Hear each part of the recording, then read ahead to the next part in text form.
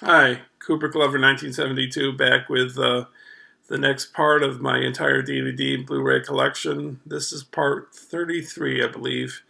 This is probably going to be a short video. I'm just showing my Rome television series. I don't have a lot of television shows in my collection. I'll be showing you some of the other ones as we go along. As I showed you my Twilight Zone box set. I just have a few seasons of The Simpsons. I have the Seinfeld complete series, complete seasons box set. I have The Critic, which is an offshoot of The Simpsons. It was created by a few of the people that did The Simpsons. I bought it, because I'm a movie nut, and Ebert and Siskel and Ebert make an appearance in The Critic. It's an animated show. It was made by Al Jean and Mike Reiss. But being into film and seeing all the cinematic references in that particular show, that's why I watched it, on TV. It was first on Fox, and then I think it was on ABC, and then I don't know what happened. I guess it was on the internet, maybe. I shouldn't talk about that because we're not there yet. That's in the boxes. That's towards the end of all this, the collection.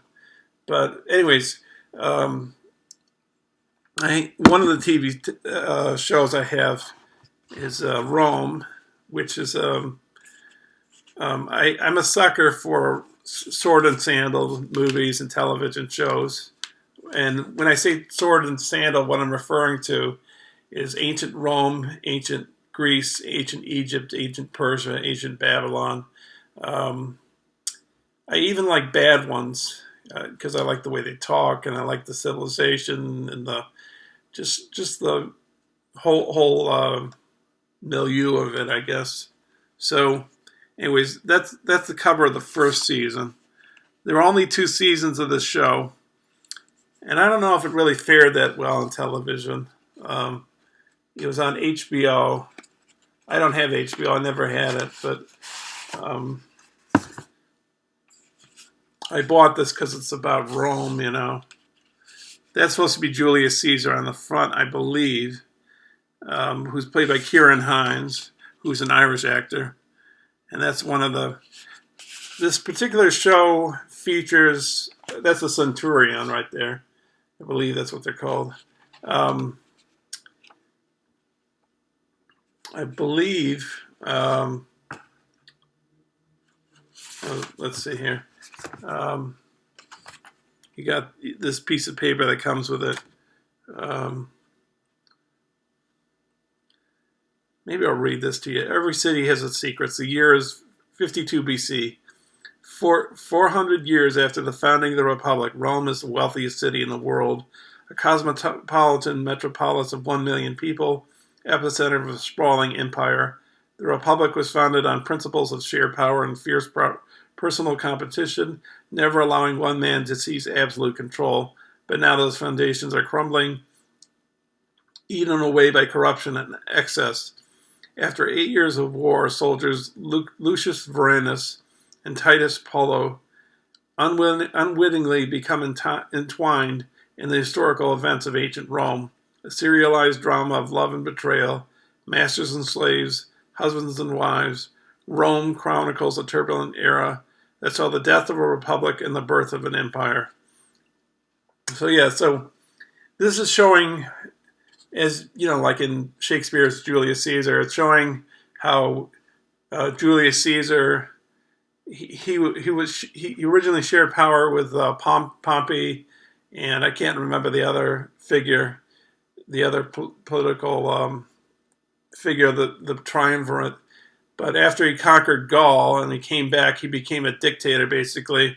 And then, obviously, if you know your history, you know that he was assassinated by, I guess it was a Senate. Incidentally, when I was in high school, senior in high school, I played Brutus and Julius Caesar. He's the only character in Shakespeare that doesn't speak in blank verse. So that's kind of interesting, I think. So anyways, let's see. Disc 1 through 5 have Friends, Romans, Countrymen, Introduction to the Characters of Rome.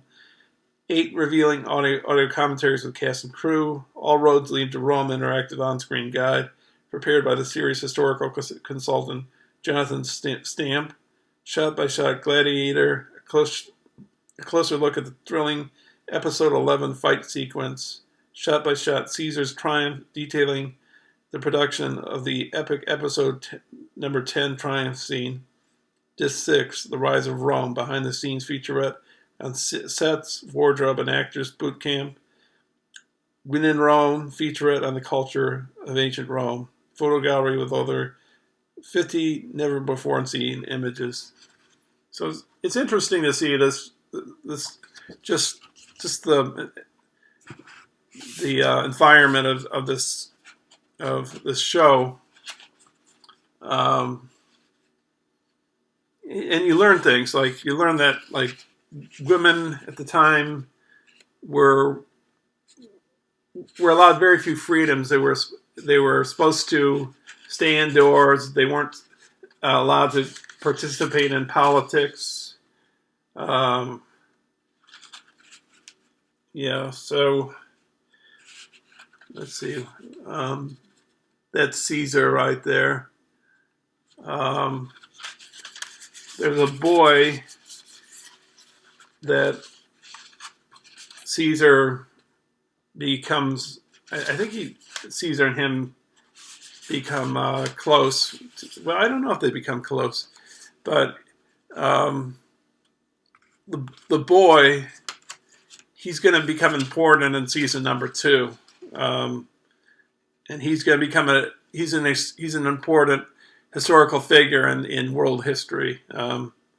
So that like Michael Apted directed episode 1, and I think he's the guy that directed the Up series, which is like well, if you know Boyhood, and I wasn't wild about Boyhood, but Boyhood chronicled the life of a young man from a young boy to early manhood, and then they did it earlier with the Antoine Duanel series with Jean-Pierre Léaud in the Francois Truffaut directed movies, the first one being 400 Blows. It showed the evolution of Jean-Pierre Léaud's character Antoine Duanel as he aged. In the Up series, they follow a bunch of kids from like their childhood, and then now they're in their 50s or 60s or something. So someone on YouTube here, this guy Wolf, he commented that on the Up series. Oh, and by the way, I have seen the comments on my videos. I want to get back to you all. I haven't got around to doing it yet. So I did read your comments, and thank you for commenting, and I really appreciate that.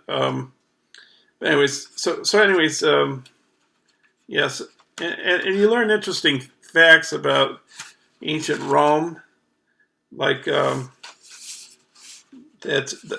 like the bathhouses that they went to relax or whatever. Like their bathrooms.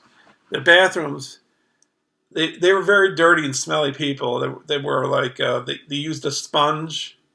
They didn't use toilet paper. A sponge on a stick. They threw garbage. They like commoner people that were less wealthy or less lower social class. They lived in these square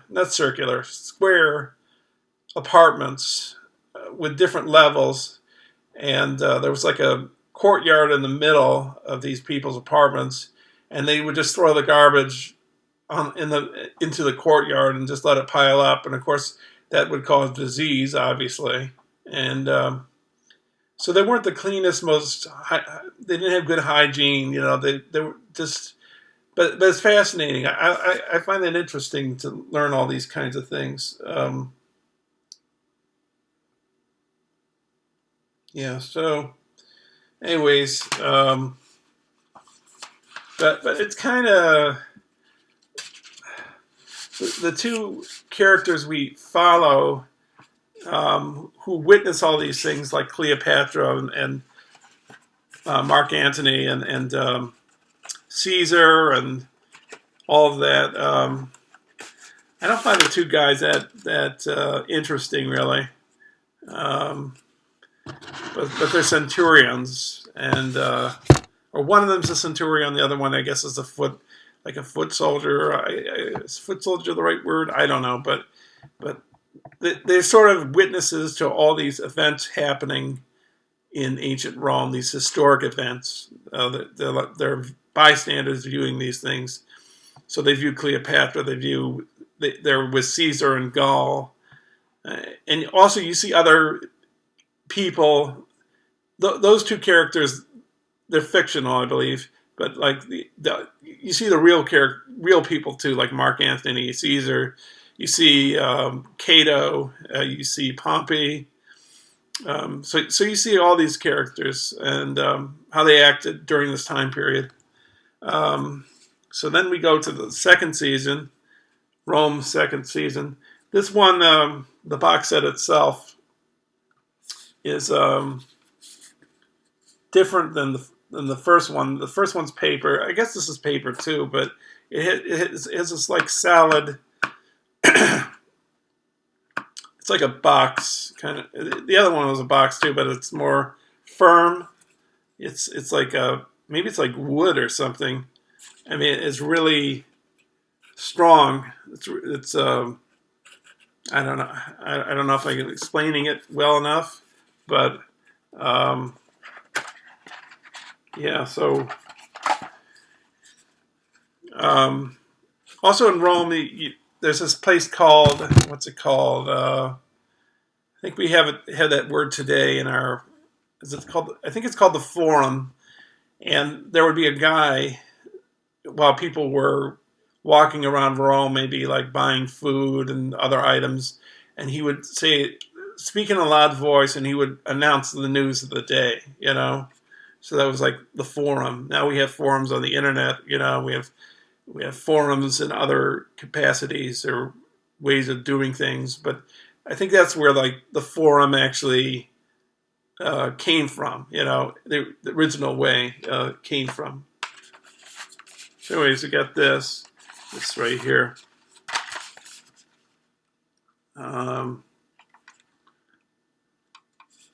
You have commentaries again on these as well. I don't know if I'm going to show the characters' faces on this. I don't want to take the DVDs out. I think you get the idea what they look like. I don't really see the reason of just showing them, because the discs don't have any anything on them either. So let me read this off to you. All roads lead to Rome. Interactive on-screen guide prepared by the series co-producer, historical consultant Jonathan Stamp. A Tale of Two Romes. Ancient Rome was two different cities for two different classes. See how the patricians and the plebs differed in all manners, from jobs to recreation to religion. The Making of Rome Season 2. Take a tour of the production of the epic series, from costumes to sets to special effects, plus a detailed look at the Battle of Philippi. The Rise of Octavian, Rome's first emperor. The larger-than-life story of the cunning boy who became the most powerful man in Rome. Antony and Cleopatra, a revealing look at one of the most famous love affairs of all time. 5 revealing audio commentaries with cast and crew. So, one of those, witnessing, is he infantry or foot soldier? He does a commentary on here, but I think it was awful commentary. I can't remember all the commentaries on these, but I just watched everything on here. So and you will notice on both of these seasons that they're pretty graphic with the violence and the sex. They also, I don't know if they have graphic sex, but you see a lot of nudity. And at that time period in history, I think nudity was pretty much accepted. It wasn't as more there's less of a bias against it. I'm not. I don't know if like women could walk naked around town, but like in their house they could just walk around naked. I don't know. I'm not quite sure on that. I'm just. It was a different way. It was a different society, and they also did because they didn't know a lot about science or anything like that. Um, like there's a scene. I think it's season 1. They have a blood. They have a bull. I think it's a bull. They like chop it up, and the blood goes on top of the one of the women, and that's like a sacrifice to the gods or something. And she's nude or whatever. But you know that at that time period, you know, people would say that's normal. You know, that's part of, you know, the behavior and the customs of this time. You know, so anyways, but you know, so they were, you know, an unsanitary society. They were probably looser sexually. You know, um, people died earlier at that time period, all around. You know, because and like, you know, like the the lesser people of lower rank, you know, not people not that were not in the military or emperors or what have you. They were getting diseases because all of this was going around. Places weren't sanitized. There was, you know, junk being thrown out of people's apartments, and you know, the viruses were rampant. You know, back in those days. Oh, another thing. Um, it, uh, Thievery was a big deal back in those days, because unless you were like Caesar or something, then you know you had guards. But you know, people broke into people's houses, and it was a dangerous time, very dangerous. You know, there weren't things like, well, this is gonna sound stupid, but you know, no, there wasn't cameras or, you know, so it was. And another thing about it is there was no, you know, anesthesia. You know, there was, if you ruined one of your legs, they sawed it right off. Of course, that went for many centuries. But it was definitely a harder existence than the one we live now. But it's fascinating, you know, how ideas for democracies, and I guess dictatorships as well, how they what they were like and how they might have influenced today's societies that we live in now. Anyways, I guess that covers it.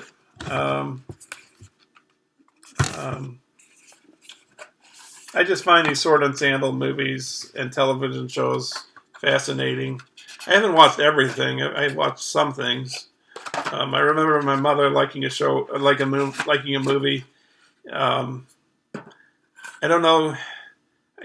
Well, I mentioned before that Sound of Music was one of my mother's and father's favorite movies of all time. But she also liked a movie called Quo Vadis. I haven't seen it, but I'd like to see that. And you know, I don't have Ben-Hur, but I've seen it before and I really enjoyed that. But I do have a few other sword and sandal movies in my collection, and I'll get to those when we get there. We're getting pretty close to the top of the bookcase. What I mean by the top is on top of the actual bookcase itself. There's a sword and sandal movie up there. Alexander, you know, Oliver Stone. And in the towers we have Pompeii, which came out a few years back. So we have those movies. I don't know if I have any other sword and sandal movies. I do have on video cassette rather. I have Spartacus by Kubrick, which I regard probably as Kubrick's least great film. I regard it as Kubrick's worst film, I think, because he really didn't have much control of it. Some of the scenes were shot by another director. I believe his name's Anthony Mann. And he did it as a favor to Kirk Douglas because Kirk Douglas started in Kubrick's Paths of Glory. So he didn't really have much control of that film, but that's another sword and sandal movie, of course. And then there's another movie I just thought of, Cleopatra with Elizabeth Taylor. It's a pretty awful movie, but it was the most expensive movie made at the time. It came out in the early 60s. Maybe it was 64, 62. I think it's 64. But it had these giant sets, and so anyways, I guess that wraps it up for Rome. So what do we have next? We have Alejandro Jodorowsky, who is I believe he's from Chile. He's sort of a surrealist. I believe he was influenced by Buñuel. Jodorowsky, I believe, had an influence on David Lynch. Anyways, I'll get to that in the next video. And then after Jodorowsky, we got James Cameron, we got Sin City box set. We've got what I consider two of the greatest films of the 21st century, according to myself. And when we got some more films to look at on top of the bookcase, we have the towers, we have the bookcase in between the two bookcases that we looked at, that we're looking at, and then we got the 4 boxes. So I think thanks to you all for watching, for leaving comments. I know I haven't commented it to everybody yet, but I have read your comments. So thanks a lot for giving me information, filling me in, telling me things. I appreciate it. And take a look at my other videos. I've got GarageBand videos that I did, music that I put together from like snippets or riffs or what would you call that? Loops. They're called loops, but you could call them riffs, and I join them together and make music out of it. But so I'm not really composing the music. I'm mixing it. I'm taking music together and making a song out of it. They're not singing songs. They're just musical instruments. I have poetry. I have a little poetry. I've got what else? Oh, and I have my short film. I haven't made it, but I did a storyboard of it with Google Photos, and I did sound effects and music and voiceover narration. It's called Cost of Love #3. And then they have a digital filmmaking. I took a digital filmmaking class, and we chose If Dogs Could Talk, so I chose If Dogs Could Sing. So I got video footage of dogs, and I've got ZZ Top's Dirty Dog on that. If you're wondering where's I showed you Italian movies, I showed you some Japanese movies, and you might be wondering where were the John Pierre Melville films? Where were the Kurosawa? Where was the Buñuel? Where was the Fellini? And if you go down to my earlier videos when I first got on YouTube, that's where you'll find them. If you're wondering why you haven't seen those, because I've been in those country areas with those different directors, and if you're wondering why haven't I covered them, I covered them a few years back, so that's why you don't see them up at the top. And I know there's a lot of videos. I see that I have like 100 something videos, 120 something videos, but a lot of them I guess are. I mean, if you look at it, it's like 30 something videos just on DVD and Blu-ray collection. So I guess I'm rambling on a bit here, and maybe I'm annoying you. I don't know. Who knows? But anyways, thanks a lot for watching, and I'll see you soon. Try to make a common thing out of this. Oh, and one other thing. I think I'll try and read some poetry at some point. Either just read it and read it in front of the camera, or I'll put images and music and sound effects or one of those things with it. And the other thing I could think about is GarageBand. I could put some more GarageBand stuff up. So that does it for the video, and I thank you for watching, and we'll see you soon. Okay, thanks. Bye.